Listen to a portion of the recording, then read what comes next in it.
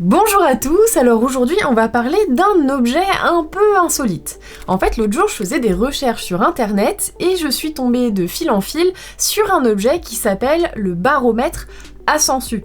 Vous croyez bien que ma curiosité a été piquée et je vais vous en dire un peu plus là-dessus. Bienvenue dans ce nouveau Mercredi Curieux, aujourd'hui on va essayer de prédire des tempêtes avec des sangsues. Alors l'intrigue de cette histoire, elle prend place au 19e siècle en Angleterre avec un homme, et cet homme c'est un médecin chirurgien qui s'appelle le docteur George Merriweather. Et George Merriweather, il va avoir une révélation en lisant un poème d'Edward Jenner.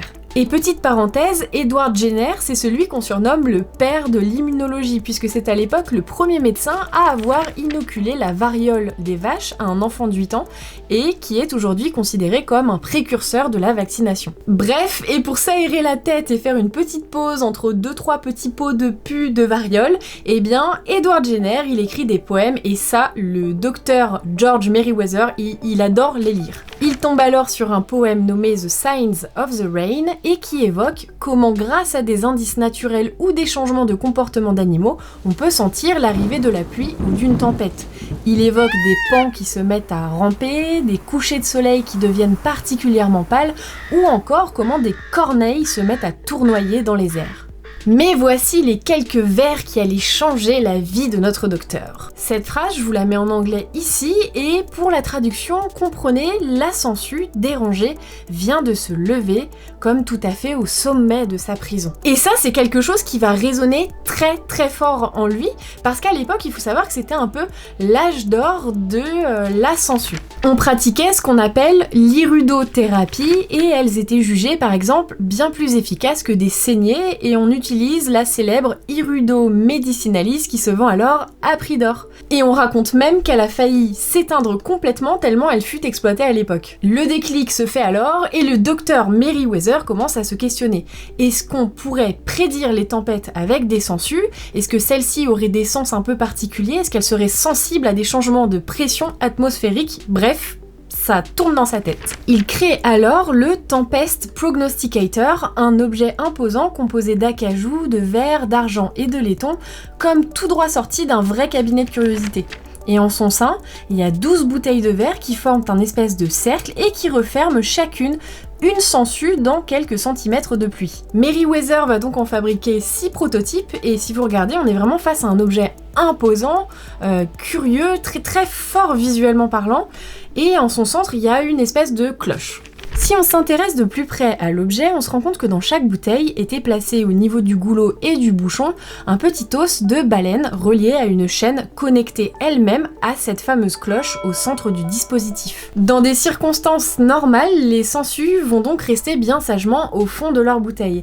Mais lorsque des changements de pression atmosphérique vont se faire sentir, alors les sangsues vont grimper petit à petit en haut des bouteilles, vont accrocher l'os de baleine, tirer sur la chaîne et faire teinter la cloche. La question qui nous vient tous, c'est donc, est-ce que c'était fiable, ce baromètre de la sangsue? Eh bien, pendant plusieurs mois, il va prédire des tempêtes. Mais malheureusement, à part dire bonjour, il y a une tempête qui arrive, et bah il peut pas trop indiquer aucune chose très précise, que ça soit sa direction, sa force ou le timing exact de son arrivée.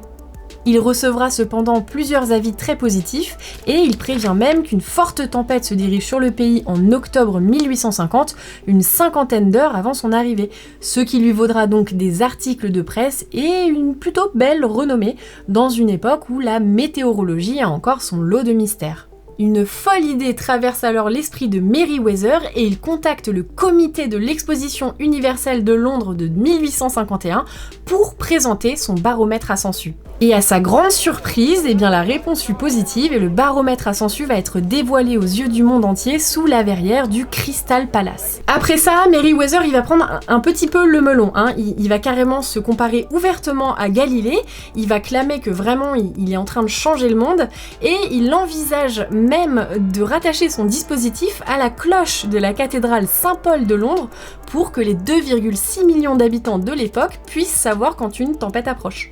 En 1936, le Crystal Palace est victime d'un incendie qui va réduire absolument tout en cendres, dont ce qu'il contient, et il y avait le baromètre de Merriweather à l'intérieur.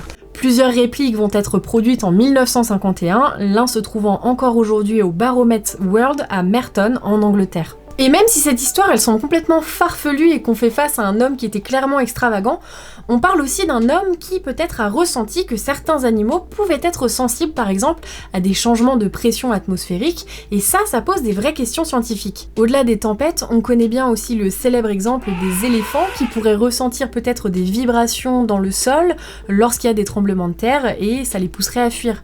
Ou j'ai lu il n'y a pas longtemps les travaux de scientifiques qui eux font des recherches sur les chants de certains oiseaux qui changeraient en fonction de l'intensité de la saison cyclonique à venir. Voilà, j'espère que ce nouvel épisode vous a plu. N'hésitez pas à vous abonner et à activer la petite cloche, à partager, liker et commenter si vous avez aimé.